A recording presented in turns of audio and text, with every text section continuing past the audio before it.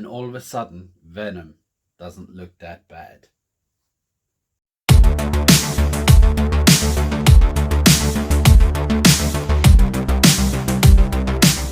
Hello and welcome to another video here at Movie Mash, and today we're going to do a spoiler-free review on Morbius. Just my thoughts on what I've just seen, so let's do it. So Morbius is the new Marvel / Sony movie starring Jared Leto and directed by Daniel Espinosa. Now Daniel Espinosa, he also directed Life, which was really good, and if you haven't seen it, go and check it out. The plot, well, basically it's Michael Morbius. He's suffering from a long-term blood condition where he's been forever searching for the cure, and he comes across a cure, kind of a cure, injects himself, and it gives him vampire powers, pretty much that. So when it comes to Jared Leto, when I was young, I hated him. Like Kenneth Branagh, I said in my last video, I didn't like them. If he was in it, I probably wouldn't have watched it. I saw him on Urban Legend and Fight Club and a few other, and I was like, you know what, I nearly wouldn't watch it because he was in it. But then I saw the Dallas Buyers Club, and in one film, I completely changed my opinion.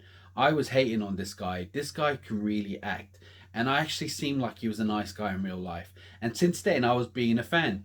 When he was given the Joker, I was on board. I was all up for it, and I'm the one of very few people that today will still defend his Joker. It was his version of it. It was just another version. He wasn't trying to copy anyone. It's just the film was really bad. So he didn't do well. It didn't do well. Warner Brothers, everything dropped, and that was terrible. And I thought, now this film will be his baby. This will be the one where he'll show everyone and blow us all away, and this will be his. But unfortunately, it ain't this time, and it ain't to be. All right, so let's get into the positives. So Jared Leto, he's pretty good on it. He's not the best he's ever been, but he's pretty decent, and he's probably a positive to this film.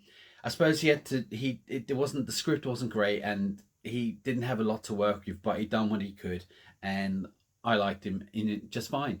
Now, the action. All right, so some of the action was really decent, and then some of it wasn't, which kind of is inconsistent, which I'll get more to in the negatives.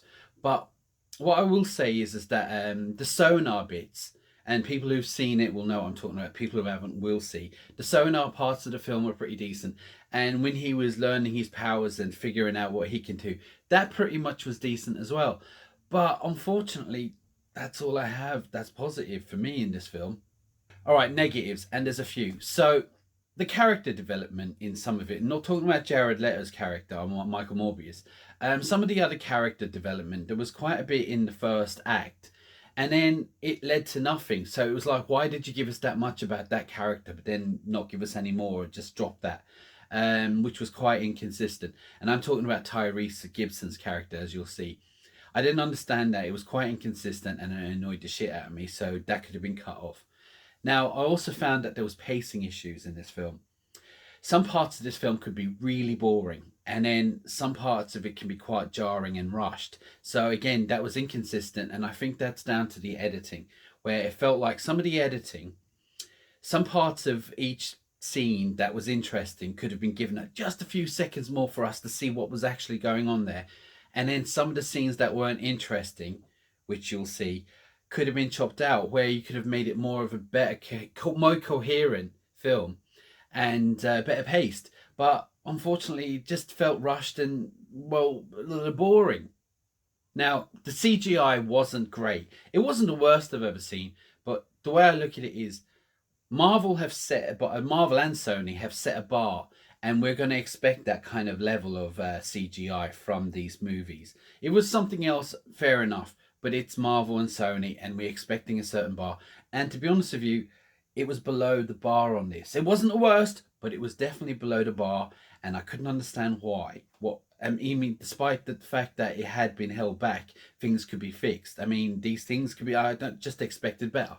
Now, when I said the action was decent and some of it wasn't, what I mean to say is when there was some action fights where it was zoomed in very, very closely, where I couldn't see what was going on. It felt like, too close in, and I'd like to have seen more of what was going on there. And I think they did that in Batman Begins, and Christopher Nolan rectified that. But as I said, like, it was too close, and I was like, why did you shoot some action so well and then this like this? What was the reason for your choice on this? But and it was a shame because it looked like it might have been good had it been done zoomed out a bit. So that annoyed the fuck out of me. Now in this country it's a 15, and I'm assuming in the US and everywhere else it's an R rating, possibly PG-13. But if it's a 15 here, I'm assuming it's an R rating over there. And I felt for a 15, I'm expecting a lot of gore, and I didn't get any gore. Well, not really. I mean, there wasn't that, not for a 15. There was, in fact, there wasn't a lot of blood, unless you count the blue blood, which isn't really the same, is it? So when it comes to violence, it wasn't a 15 violent. That's all I'm saying. And I expected a bit more from that.